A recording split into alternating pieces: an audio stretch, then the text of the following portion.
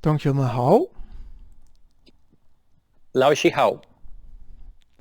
Thank you. Good to see you. So, the 15th of May, last week we're sort of in the middle-ish, close to the end of the third section, we did Golden Rooster.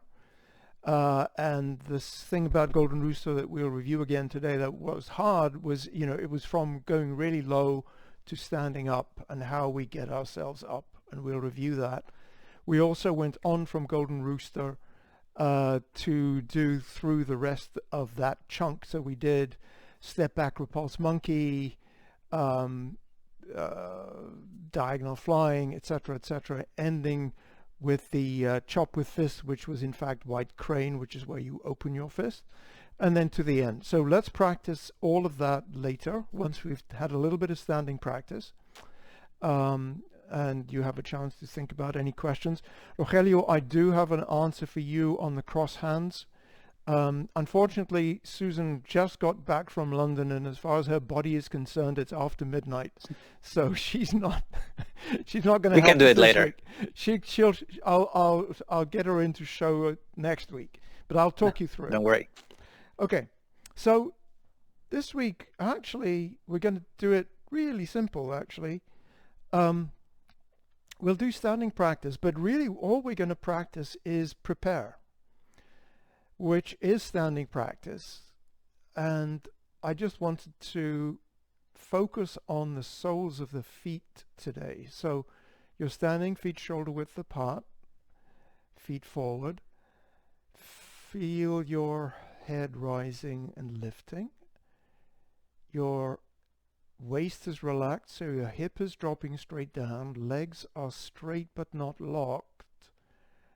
And I want you to shift forward back and see if you can feel the soles of your feet. And as you shift forward, you should feel more of the balls of the feet. As you shift back, more on the heels. Something we don't talk about much, I want to think about a little bit today, is the toes. So what we say is we have the toes resting on the ground, but they're not gripping. And so what does that feel like? So what I'd like you to do is, as you shift forward, what you'll find is just before you start falling forward, your toes start gripping to help you prevent you from falling forward. And at that point, your heels start lifting. So when your toes are gripping, that's too much. So come back to equal weight forward back. And just settle into that again. Now lean back slightly. And as the first thing that happens as the weight comes off the ball of the feet is that your toes curl up. So now your toes aren't touching the ground at all. So go back to the midpoint. So at that midpoint where your weight over the bubbling well, balls and heels, it's actually weight on the heels, weight on the balls, and the toes are touching, so that the whole surface of your foot is touching the surface, so that you have maximal support, maximal information, but also maximal flexibility. And this month, since we're doing sink the shoulders,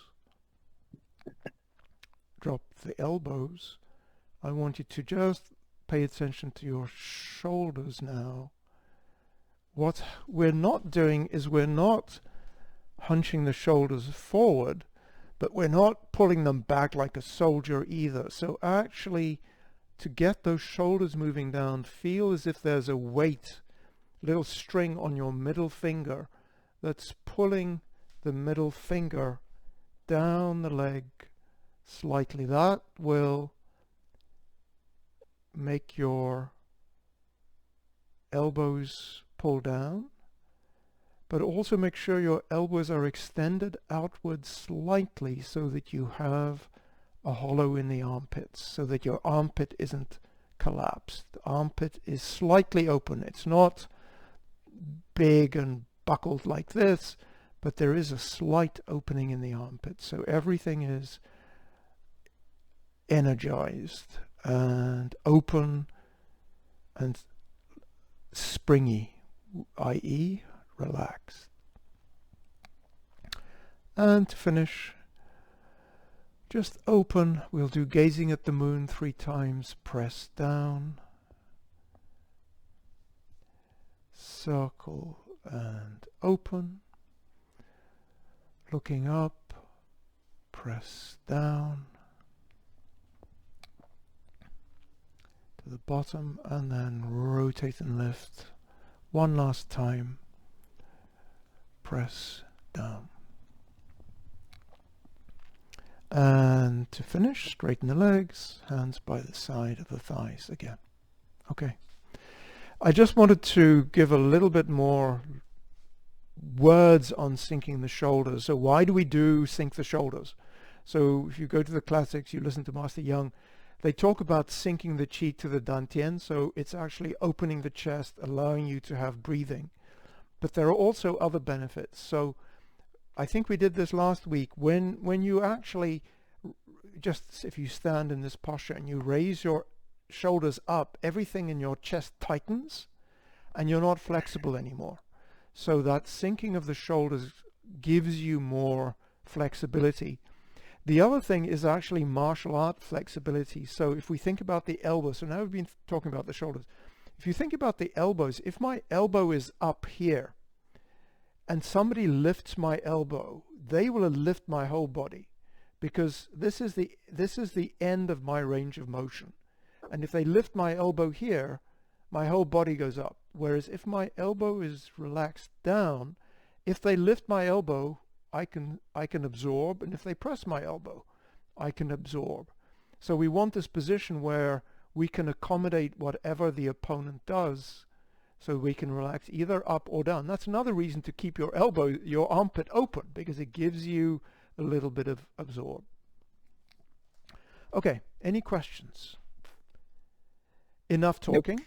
Let's practice. So we're going to skip the first chunk of the third section, which is diagonal single whip, parting wild horses mane, fair lady work shuttles to single whip. We'll start with the second chunk after we've done that single whip, and we'll do cloud hands, snake creeps down, and we'll go through that whole sequence.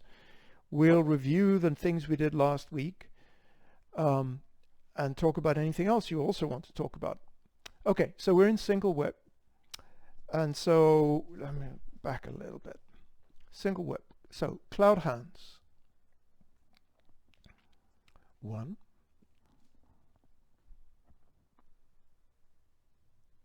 2,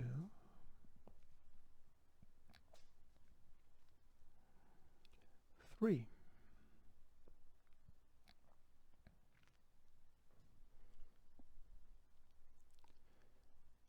Single whip. Snake creeps down.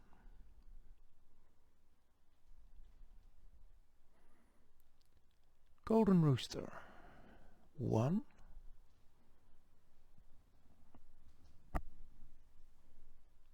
2.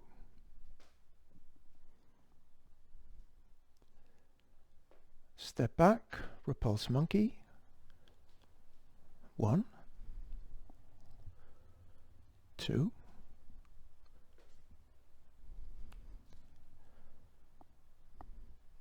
3.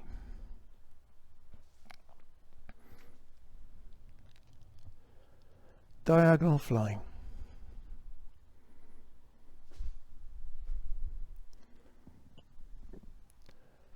Raise hands, step forward.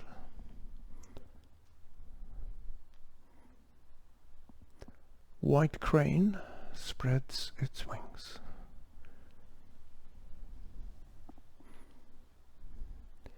Left brush knee.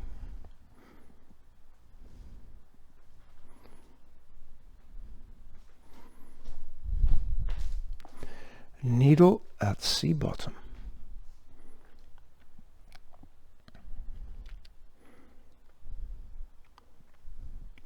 Fan through the back. Turn body, white snake spits out its tongue.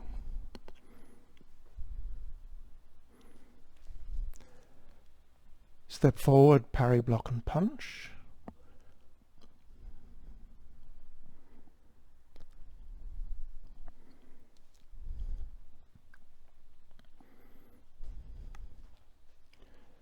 Step up, grasp bird's tail.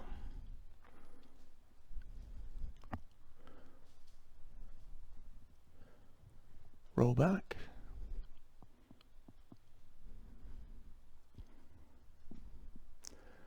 Press. Push. Single whip.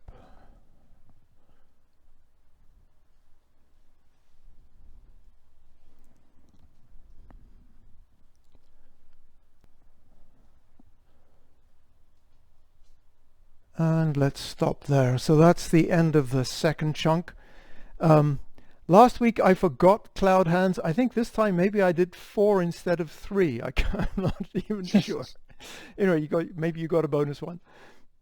I was looking at video of probably I forgot Master Jiang's grandfather. Yes, Grandmaster Yang Zhenduo. And some of his disciples, and sometimes in the form they do 3 or 4. Oh yeah. They apparently adjust to wherever they are. That's a way to adjust your position. Just do 1 more or less. That seems to be a big deal. Yes, and actually I've heard it said, I can't even remember by whom, that you know with cloud hands, for example, and repulse monkey, you can do 1, 3, 5, 7, you know. As long as you end up in the right side. Exactly. And fine. that's the thing with, so for example, in the 49 form, which is Grandmaster Yang Zhenduo's summary of the long form, it's 49 movements. He does 1 step back repulse monkey and goes into diagonal flying. He doesn't do 3, but because he's doing 1 instead of 3, he's on the right foot, as you said, Rogelio. Okay. So let me quickly answer Rogelio's question, which he sent me in mail this week. And then we'll talk about any other questions you might have, and we'll review the new movements we did last week. So Rogelio asked about, because he's reviewing back to the second section, cross hands. What are the applications for cross hands? And actually there's several. One of them, if you think about cross hands, you know, the shape of the arm is a ward-off. And so this is also called double ward-off. So what you're doing is 2 ward-offs. So if you imagine somebody's coming towards you to sort of grab you or push you, what you do is you ward off up. So they come towards you, you ward off up, and then you can just push forward. So it's essentially absorb with 2 ward-offs and then push forward. And that's actually a way to think about the application for push, just in grasp bird's tail. That's how we think about push. There's another sort of standard way of thinking about the hands being crossed like this, which is somebody punches to you and you just deflect up. So you deflect, their arm is in this cross position here, and so you're just deflecting up. You know, when we do 7 stars, it's same sort of position. Although typically in the form we think that, you know, when we do 7 stars, this one is a punch, but it can just be a block up. And then the last part is, you know, we've done apparent closing up, and we start with this movement. So what's this movement? And so the way to think about this movement is, if you imagine, and this it'd be helpful, you know, it'll be helpful next week when Susan's back. She can help us show this. But if somebody punches towards me here, they're coming along the line of my arm. So what I'm actually doing is I'm going perpendicular to their arm. So that's what this movement is. I'm going perpendicular so let's say from here. I'm connecting their arm. I'm swinging their arm up. Then I trap it. So now I've trapped their arm, and I can kick them, for example. So essentially it's a deflect, trap, and then a kick. That's another way of thinking what this movement in cross hands is. I don't know if I remember Nancy or Didi saying that reminded me the last application you said that it was a way also to catch a kick, because you're coming from yes. down. If someone kicked, even if they didn't kick very high, you would up grab their leg and pull it up, which would give you a lot of control over them. That's a good one. Yes, yes. Yeah, and in fact, just to add another grace note to that, if you look at the two-person form that Master Young Jin developed, he actually shows one person kicking and the other one deflecting the kick, but there it's a down deflect. So if somebody's kicking to me, I just deflected this way, they kick with the other leg, I deflected this way. So you can, which is a more gentle way, because as you say, this will just upend them. That's great. Thank you. Thank you. Okay. So are there any questions about that second chunk before we review the golden rooster, and we'll talk about the white snake spits out its tongue, which I think are really the only new things. Okay, so let's review that. And okay, so we have done okay. Yep. So first, in the same, if I'm practicing in the same direction as you, we've done snake creeps down to here. So golden rooster, shift forward, wait, close the back foot in. With body turning, open the left foot, grab with the left hand. Now shift your weight forward, bring the right hand in front of the right leg. With body turning, stand up. That's golden rooster number 1. Number 2, sink, step, center line to side, the right hand flattens. Pulling back, pivot the left heel, sit the left hand, then one hand up, one hand down. Golden rooster number 2. And then we go into step back repulse monkey. So sink, step, both arms are rotated, right arm swinging, repulse monkey 1. And then we do 2 and 3. So the thing that I just want, and we'll practice it a few times, but I just want to go through and just remind you about some of the things that we talked about. So now I'm facing the other way. So after I have done snake creeps down, you can see my chest is open to this corner. I'm going to, as I close my back foot, I'm now in single whip, so my chest is still roughly to the front, sort of the right side corner. I'm going to turn and open my left knee. Now, as I come down, when my weight is on the left foot, my right hand is sitting in front of my leg. I've started lifting my right leg. Now with body turning, I lift up. So this lifting movement is helped by the chest turn from the right side to the left side as I come up. So let's do that a few times together. So we'll start in snake creeps down. So shift forward, weight, bring the right toe to the corner. Open the left toe, grab with the left hand. Shift forward, weight, sit the right hand in front of the right leg. Stand up, one hand down. The thing that I just want to remind you of, since it's always difficult on video, is that when we come forward, and this is true for both the roosters, I want you to sit your lifting hand in line with the thigh. So if I'm coming in this direction, let's say I'm here, I'm sitting my hand here in front of the lifting. I'm not centered on the camera, but anyway. Yeah, so from here, I'm sitting it here. When I do number 2, I'm sitting it here in front of the leg, and then it just goes straight up in front of the leg. Last thing, fingertips pointing up because I'm doing this lifting movement, and you can see there is a little bit of something for your opponents. You're lifting their elbow. That's where their elbow fits in when you lift them up. So that's what it looks like from the front. That's what it looks like from the side. Okay, let's practice that a few more times. We are in snake creeps down. Golden rooster, shift forward weight, close the back toe in. Open the left toe, grab with the left hand, shifting forward weight, right hand in front of thigh, with body turning, one hand up, one hand down. Check that your toe is down when you're standing. Number 2, sink, step, center line to side, right arm flattens, pull with body turning, one arm up, one arm down.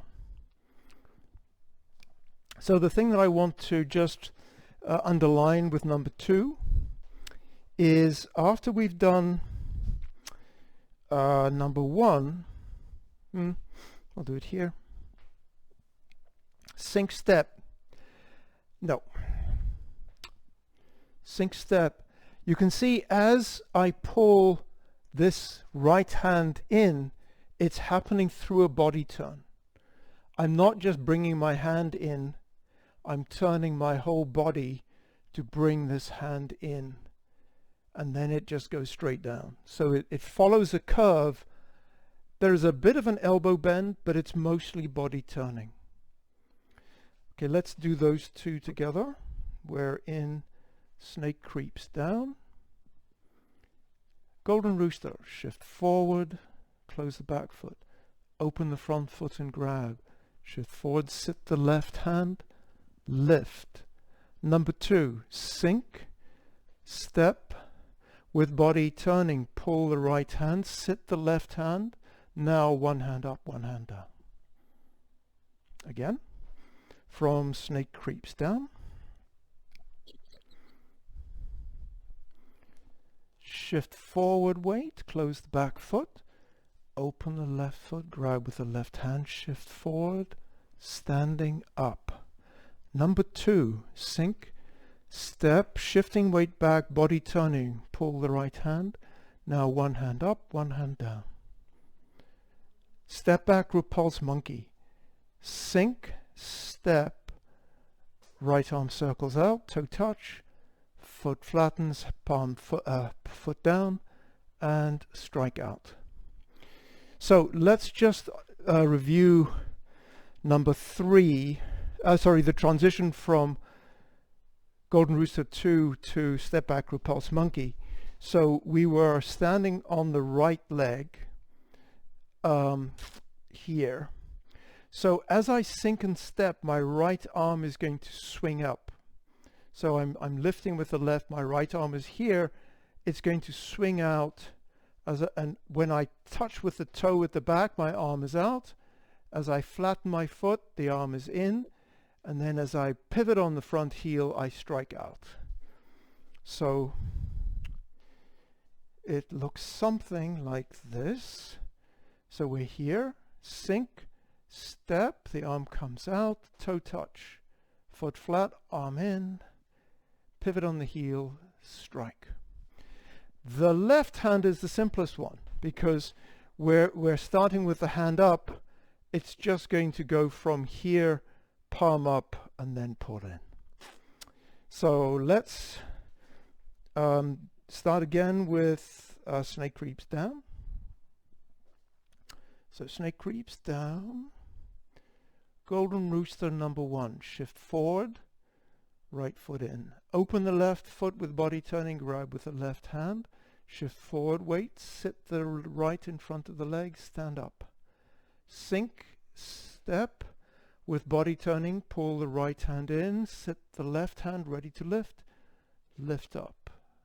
Repulse monkey, sink, rotate the left hand, swing out the right, toe touch, foot flattens, right arm in, and pull. Let's just do that last one a few times. We're standing on the right leg. We've done Golden Rooster 2. So standing on the right leg, left hand up, right hand sitting by your hip. So if you can, fingers, yep, very good, fingers forward. So sink, step, rotate the left hand, swing out the right, toe touch. Foot flattens, arm in, pull and strike. Again, so we're starting on the right leg. sink, step, arm swing, toe touch, foot flat, arm in, pull and strike. And from there, it's just the usual progression. Step back, repulse, monkey, diagonal flying, raise hands, white crane, etc., etc. Are there any questions about that? Go ahead. It was until probably I had forgotten how much you turn to the right in the second repulse monkey. But I'm not sure. In theory, in the first one, you also end up turning as much to the other side, but I'm not clear at which point you exactly do that. It is very clear in the second, but not in the first one. The first one meaning the one from the Golden Rooster? Right. Yes. Yeah. Yes. Let me just... No. I mean, the two Golden Roosters, in the second one, it is clear when you turn to the right before racing. Oh. But in the first one, when you're coming from Snake Creeps Down, it's not very clear to me when you turn as much or you don't turn as much. You do. You do turn as much, but you're actually, hey Laura, great to see you. You're actually turning all continuously, and we'll look at this. We'll look at the freeze frames in a second. But you're actually turning continuously from your Snake Creeps Down position all the way around. So you keep going until you reach that. Until you reach the other direction. One. Yes. Okay. So, but that's a fabulous question, Rogelio, and so I want to just like belabor the point. So we're in Snake Creeps Down here, and you can see my chest is really open. I mean, it's almost to the front here, because I'm in this sort of posture here. Then as I come up, I come into what is essentially a single whip. So my chest is still more than corner. It's not quite at the corner. It's not as open as I was when I was in Snake Creeps Down. Now, when I open my left toe, my chest is going to start turning. So probably now it's maybe a little bit past corner already, and I'm stepping to here. My chest is beginning to square up, but it's coming from from here. It's about square here, and it's open to the left here. So it's actually, and what you felt and identified, it's a longer turn, because it starts already here.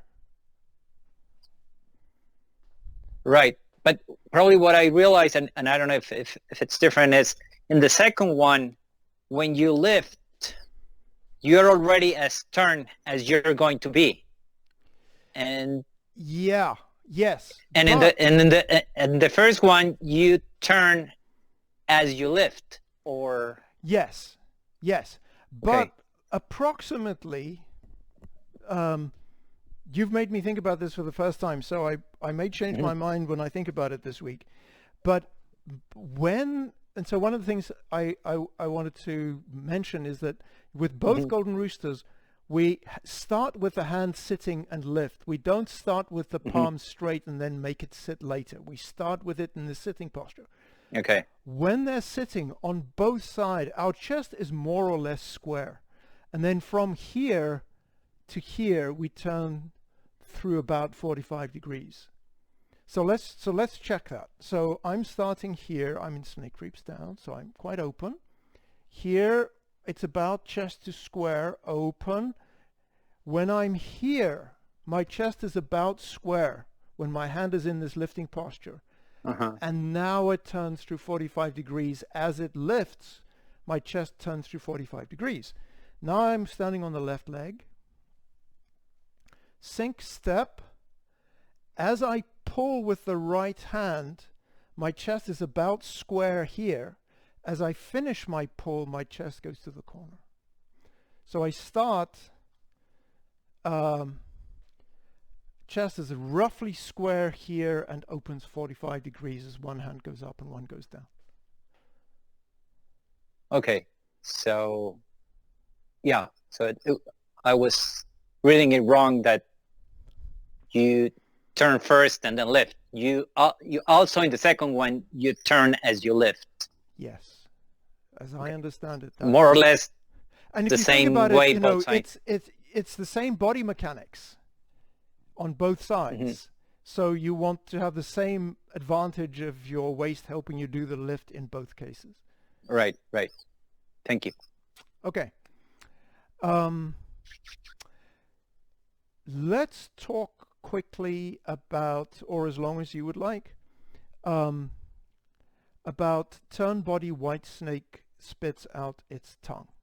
So just to review that, we know this movement, it's turn body chop. The only difference is that with turn body chop, I chop to about here. So when I do my chop, the face of my, the back of my hand is about vertical, and then I'm going to pull down to here. With white snake, here, when it gets to here, my palm opens. And so I finish with my palm and my forearm in about a line. My forearm doesn't open.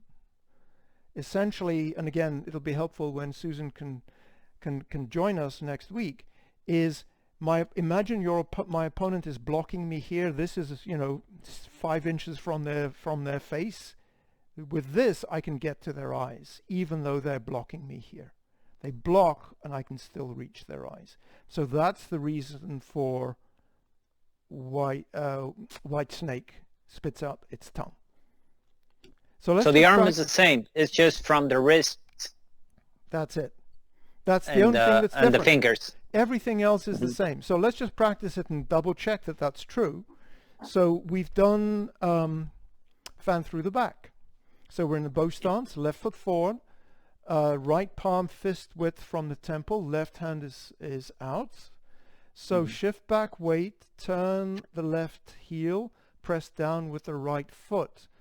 Now shifting weight back onto the left foot, chop out 30% with the right, and then open your hand. Now finish, shift forward and punching out. And the only difference is, you know, when you finish, your palm is open. When you do chop with fist, you finish with the palm closed. Rogelio's asked the question, and so we'll answer that question. I don't think you are. Was it in class last week? Anyway, so when we finish here and we do parry, block, and punch from a fist, you know, it's always a fist. When we start with the hand open, we essentially bring it up, connect out, and then as it comes down, it makes a fist, as we do it in parry, block, and punch in the first section. It's the same as in the first section. Good. We've got 5 minutes of review left. What I'd like to do is to just look at the roosters and the step back repulse monkey. I'd like to watch you do it. What I'd like you to make sure you show with Golden Rooster is that you start with your hand here. The lifting hand is already sitting here and lifts up. So don't start with your palm in line with the forearm and then just lift up and sit at the end. I want you to sit it here, low, and then lift in the sitting position all the way through. Yes, that's good. So if you can, sit it as much as you can, and then keep that shape. By bending your elbow, you'll end up with your fingers lifting, but this angle here between the hand and the forearm hasn't changed from here to here. All that's happened is that your elbow has bent. The other thing that I want to just be clear about, and this is sort of repulse monkey everywhere in the form, is that when you look at this right arm, I'll do it this way. So when it comes back, I want you to have this palm sitting in front of your shoulder. It's not sitting up like this. So it's sitting here like this in front so that it's ready to strike. So don't, actually this is a case where you don't want to flex your elbow. So that it doesn't look like this, it looks like this. Yeah. And remember, shoulders sinking, elbows dropping, chest absorbed before you do the strike here with body turning. So let's just do those once, and I'll just remind you of those things as we go through it. So we're in snake creeps down. Golden Rooster 1, shift forward weight, close the back foot, open the left foot, grab with the left hand. Now sit the right hand in front of the right thigh, then one arm up, one arm down. Sink, step, flatten the right arm, sit the left hand in front of the left leg, one arm up, one arm down. Step back, repulse monkey, sink, step, swing out the right arm, toe touch. When it's in by the shoulder, just have the palm and forearm in a line, then strike out. Okay, good. I think we're good on that. Any questions? So what we're going to do now is let's just see how it goes. We'll start working on the third chunk. The third chunk is essentially repeats. As always, there are transitions, and the transitions are always where the fun new stuff happens. But we'll work through that. So as always, and let's just talk about I'll just show it. So we start in single whip. We do 3 cloud hands, as always. And then from here, we do 2 movements. We do high pat on horse, thrust palm. High pat on horse, you know. Thrust palm is slightly new footwork, and I'll review that. And then turn body cross kick, which in fact is, for us nowadays, just a right heel kick. From here, if we have time, we'll do step forward, punching down, which essentially is the same as, punch to the groin, which is the same as punching down, just the point that you're hitting is slightly different. So let's talk about high pat on horse, thrust palm. So let's see, we'll start here. So we're in single whip. So high pat on horse, you know, sit back, wait, rotate the left arm, sit the right palm. As you shift back your weight, bring the right hand to the shoulder, left toe lifts, pick up the foot, root, right hand goes out, left hand comes back. So yep, that's looking good. Make sure that the energy point, which is the edge of the palm, is on your center line. So yeah, so it's sort of looks like this at neck height, because you're striking your opponent's neck. Just to review, these are just the things that we always talk about with high pat on horse. I just want to remind you, to be clear, the first thing we do is we sit the right hand, then we bring the right hand in. So don't just bring the right hand in. It sits and then it comes in, then you do thrust palm. Yes, that looks good. Then you do thrust palm. The meaning of this movement is somebody grabs you here, somebody's grabbing your arm, you change the grip so you're holding on to their arm, you pull them towards you as you strike to the neck. So you pull them in, strike to the neck. Let's say they are blocking you.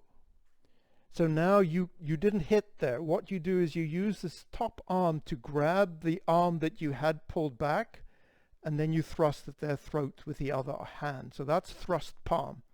That's what we're going to do next. So we've done high pat on horse. So let's just perform high pat on horse, empty stance, left foot forward.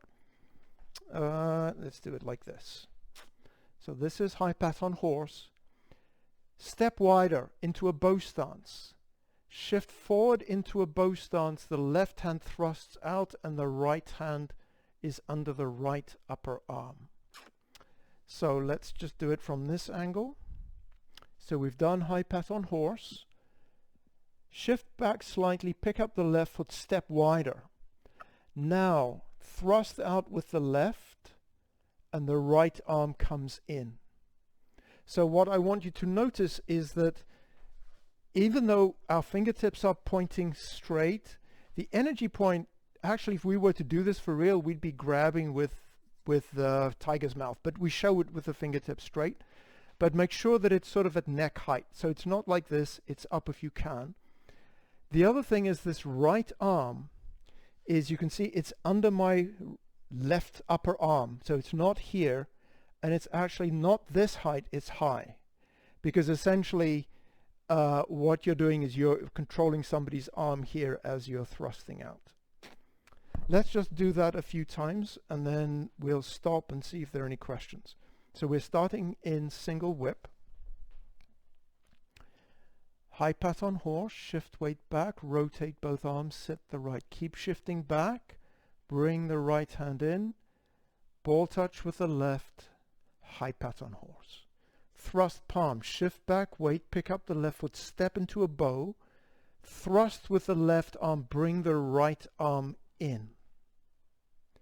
Again, so we'll just start, and actually you should be in a bow stance, so you can just do this over and over again because you're back in your bow stance, you're doing single whip, high pat, sit back, weight, rotate the left hand, sit the right, keep shifting back, bring it in, ball touch, high pat. Shift back, weight, step wider with the left foot, left hand goes forward, right arm comes back. We're in a bow stance, do it again. Single whip. Shift back, weight, sit the right hand, shifting back, bring the right hand in, pick up the left foot, ball touch, center line, two sides, high pat on horse. Thrust palm, pick up the left foot, step wider, thrust out with the left, right hand underneath, and release. So one thing I want to check, and I really can't see on the video, so I'll talk you through this, is it's sort of, yeah, I'll try this side. So we've done high pat on horse. I'm doing thrust palm. The question is, how open, where is my chest pointing? Because it can be all the way here with my chest to the same direction my left hand is pointing, or it can be really way open. And essentially, it's open just a bit towards the corner from square. And one way to get it right is if you just look at where your forearm is perpendicular to your upper arm. So your forearm is essentially square to the side direction. And if you do that and you're touching under your upper arm, your chest will be in the right place. Let's do that again. We're in single whip. High pat, shift back, weight, sit the right hand, keep shifting back, bring it in, ball touch, high pat. Thrust palm, shifting weight back, pick it up, left foot, step, thrusting out. Don't move, just check your posture. So you're in a bow stance, your torso is leaning forward in line with the back leg, your palm, your fingertips are about eye height. The right forearm is square to the side. Good. Yes. And everybody's arms are great. Yeah. So you want your arm like underneath, maybe touching the upper forearm. You're all good. Everybody's looking good. Are there any questions about that? Let's do turn body cross kick. So essentially it's a simple turn, 180-degree turn, and we're going to do a heel kick. And so what we've got, we're in a bow stance. We've done thrust palm here. I'm going to shift my weight back. My arms don't change. My weight's all the way on the right now. Turn my left foot through 135 degrees. As I sit my weight onto the left, I'm going to rotate my arms into this cross position. I'm going to stand up, look in the kicking direction, and kick. The only thing which is slightly, it's not even tricky, but it's just a nice fine point that'll help you, is when to rotate your arms from this thrust palm position to this cross hands position. And that's when you shift back your weight. So let's review that again. So we're in a bow stance. We've done thrust palm here. Shift back weight onto the left, pivot the left foot all the way around. Now as you shift your weight from right to left, rotate into your cross arm position. Stand up, heel kick. Okay. The reason why it's called cross kick, I believe, is actually, if I do it in this direction, the way it used to be done was like this, with the arms going to the side and kicking in the straight direction. This was the cross kick. But nowadays we just do it like an ordinary heel kick. But we haven't, but Grandmaster Yang Zhenduo didn't change the name. It's still called cross kick, but it's just a right heel kick. So what changed was the direction in which all the change was that the hands were not opening to the side, because, you know, normally what we always say is the front arm is in direction of the kicking leg. And what I believe Grandmaster Yang Zhenduo did is he just standardized this one, that was also true here. Because it used to be that instead of the hand being in the direction of the kicking leg, the hands were like this, at 90 degrees from the kicking leg. But now we just do it like this, in the usual way. So let's practice those two movements a couple of times. So we are in single whip, high pass on horse, shift back weight, sit the right hand, keep shifting back, change footwork, high pass on horse. Shift back weight to release the left foot, step wider, shifting weight forward, left arm out, left arm, right arm in. Turn body, cross kick, shift weight onto the right, come around with the left. Shift onto the left and rotate your arms into this crossed position. Stand up and kick. Again. Single whip. High pat on horse. Shift back weight. Bring the arm in. Root with the left. Thrust. Now change footwork. Thrust palm. Turn body cross kick, shift back weight, pivot on the left heel, come all the way around, stand up, right heel kick. How's that working? So one of the things that I just wanted to think about is, let's say we've done thrust palm, and you can't get your left foot around. What do? So what I would do is I would bring my left foot around to the position that I wanted. I'd walk it around, then I'd stand up and kick. So is anybody having trouble with bringing their left foot around that 135 degrees? Yes, good. So let's just do it this accommodation way a few times. So we're in thrust palm. Shift back weight, turn your left foot as far as it'll go. Just step your right foot around a little bit and establish your left foot. As you shift your weight onto the left foot, rotate your arms into the cross position.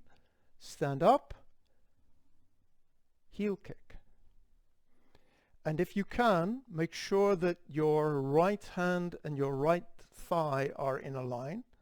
So your chest is actually open to the side, even though you're kicking to the straight direction.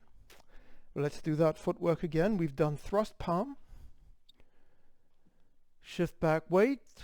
Start turning the left foot. Walk it around as you put your weight on the left. Cross the arms. Stand up. Kick. One more. Shift back weight. Turn, stand up, and kick. Okay, let me watch you do it. So just a couple of things to think about. One is, just double check that when you, let's say for example, when we're doing thrust palm, just check your bow stance, because I think some of us might actually be bending our knees quite a lot. So you want to, from thrust palm, if you look down, you want to be able to see your toes. So when you do thrust palm, just look down. Can you see your toes? If you can't see your toes, you've bent your knee too much. That's footwork. So let's just practice. Oh, let me add one more thing. Actually, a couple more things, and I will review them as we practice them together. The next one is what I want you to be clear with is with high pat on horse, there are actually 3 things that happen. 1, sit. 2, bring into the shoulder. 3, thrust out. So 1, sit the wrist. 2, bring it into the shoulder. 3, thrust out. Yep, so it's not just bring it in and go forwards. It's sit, bring in, thrust. The last thing I just want to remind you is when we do cross hands, we don't cross at the wrists. We cross, quotes, at the forearm, which is a bit behind the wrists. So make sure that you're like this and not like this. Good, let's practice those things. And I'll just remind you of them as we go through. We're in single whip. High pat on horse. So sit the wrist, bring it in, change footwork, thrusting out. Thrust palm, wider, step through, look down, check, can you see your left toes? Now, cross kick, shift back weight, turn, turn, turn, turn, turn, keep the arms the same. As you establish weight on the left, arms crossed at the forearms, stand up and kick. Do it again. We're in single whip. High pat, shift back weight, sit first, then to the shoulder, then thrust out, block out. Thrust palm, step wider, thrust with the left hand, right hand comes in. Check your toe, is your bow stance good? Shift back weight, turn, arms don't change. As you establish weight on the left, make your arms crossed at the forearms, stand up, kick. One more time. From single whip. Shift back weight, sit the right hand, keep shifting, right hand to the shoulder, change footwork, 30% on the left foot, thrust, high pat. Thrust palm, step wider, thrust out the left arm. Nice bow stance. Shift back weight, pivot around, cross the arms at the forearms, look and kick. Don't change your posture. If you can, check your right arm is to the side direction, the left arm is to the back corner. 135 degrees if you can between your arms. Yep. Looking good. Good. Any questions? That was a good practice. Let us finish there with the salute. 同学们，再见。老师，再见。